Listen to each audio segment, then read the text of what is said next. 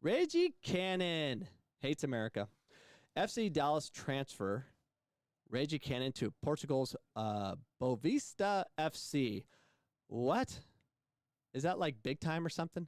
FC Dallas announces on Wednesday that the club has transferred right back Reggie Cannon to the Portuguese First Division side Boavista FC, giving the U.S. men's national team defender a chance to continue his progression in Europe.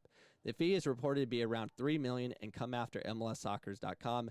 Tom Bogert report last week. The deal was in place to send the 22-year-old to the Primeira Liga side. Is there a difference between the Primeira League and the MLS? Is that a stepping stone?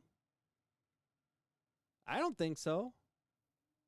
I'd rather play in the MLS than play in the Liga or the Primeira. I won't want to play in Portugal. I think he's running because he got a lot of flack for being a moron. You know, calling us stupid for not supporting it. Like we're ignorant fools not supporting you. Cannon signed a homegrown player deal with FC Dallas ahead of the 2017 campaign, then burst onto the scene in 2018 upon seizing a starting role. He departs MLS with 2 goals and 5 assists in 67 matches, continuing his linear progression after spending the 2016 season for the NCAA Division I program UCLA.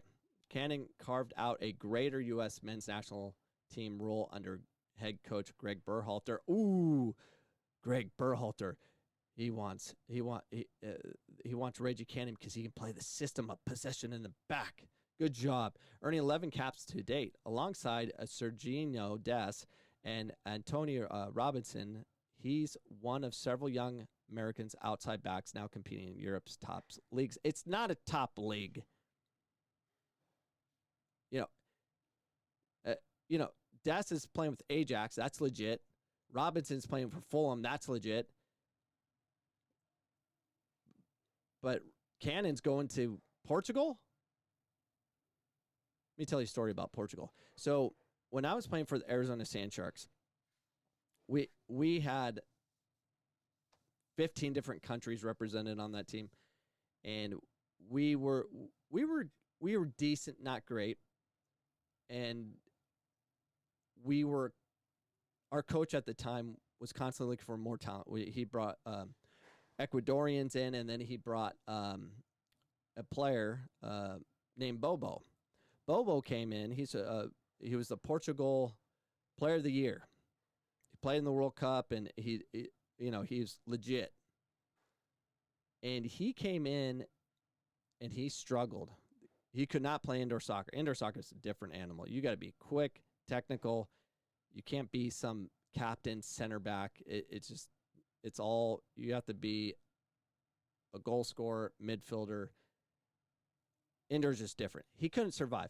But Bobo is hilarious. So Bobo struggled, and he knew he struggled, and he came in and brought, because we didn't speak Portuguese and he didn't speak English, and he came with his yearbook showing all the pictures of what he did and all this stuff, and legit resume, crazy legit.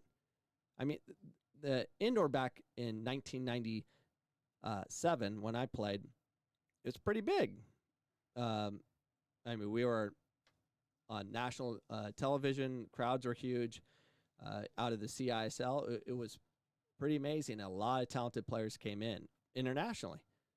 I mean, we had a stacked team on paper. If you just want to talk about it, not including me. I survived because I was crazy fast and I ran forever and I could score.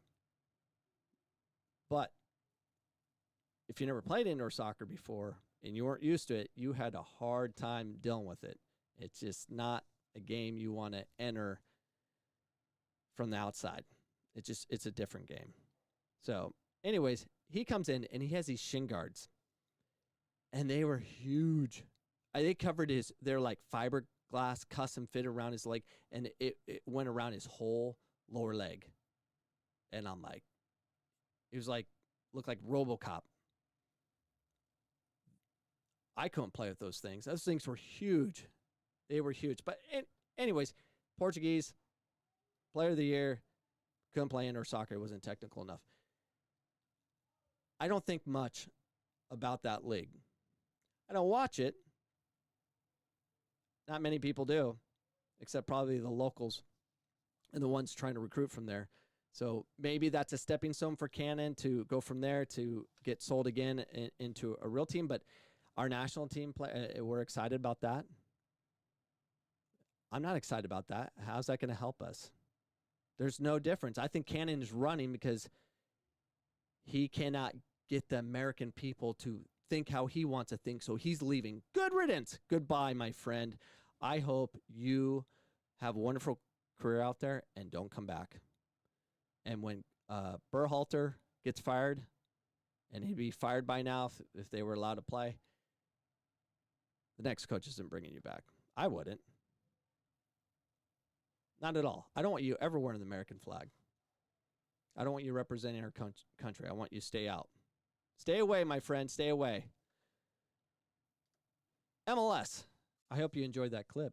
If you enjoyed it, like it, share it, and most importantly, subscribe to my channel. If you do that, you'll receive the information needed to offset the many lies U.S. Soccer provides, whether it's with club soccer or MLS Next and every academy showcase, all that stuff. I'll give you the information that you're needing to know that's opposite what you're being told. And then you can make an informed decision. If you like that, if you like the truth, you like to listen from someone that's not selling you a product, because I'm not selling you anything. I'm just giving you information. I'm your guy. Subscribe today.